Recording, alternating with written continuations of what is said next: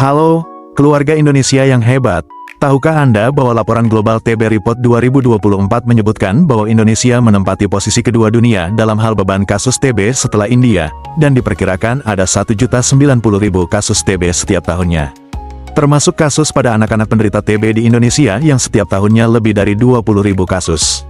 Hal ini menunjukkan bahwa penyakit TB tetap menjadi masalah kesehatan masyarakat kita yang signifikan. Bahaya TB pada anak sangat serius, terutama jika tidak segera ditangani.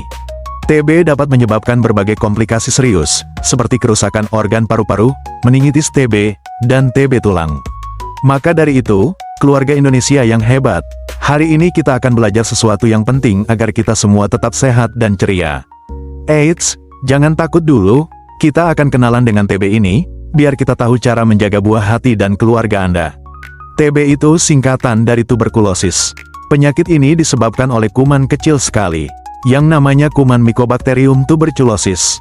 Kuman ini suka sekali bersembunyi di dalam tubuh kita, terutama di paru-paru. Nah, bagaimana si kuman ini bisa menyebar dan menginfeksi orang lain? Kuman TB itu sering iseng sekali.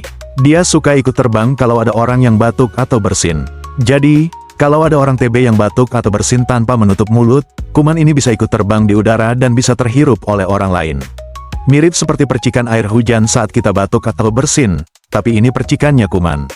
Khusus untuk adik-adik dan teman-teman kecil kita, TB ini bisa lebih berbahaya loh. Kenapa? Karena daya tahan tubuh anak-anak belum sekuat orang dewasa. Pertumbuhannya bisa terganggu, mereka jadi tidak bisa bermain dan belajar dengan ceria. Maka dari itu, kita harus lebih hati-hati menjaga anak-anak dari TB ya. Nah, kalau buah hati Anda badannya lemas atau lesu, tidak aktif bermain. Batuk-batuk lebih dari 2 minggu. Demam lama lebih dari 2 minggu dan atau berulang tanpa sebab suhunya tidak tinggi. Cepat ajak ke puskesmas atau rumah sakit. Tenaga kesehatan kita siap membantu.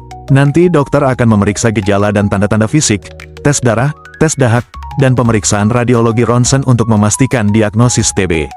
Bila terdiagnosa TB, dokter akan memberikan pengobatan pada anak Anda, umumnya menggunakan obat anti-tuberkulosis selama 6-12 bulan, tergantung pada jenis TB dan tingkat keparahannya.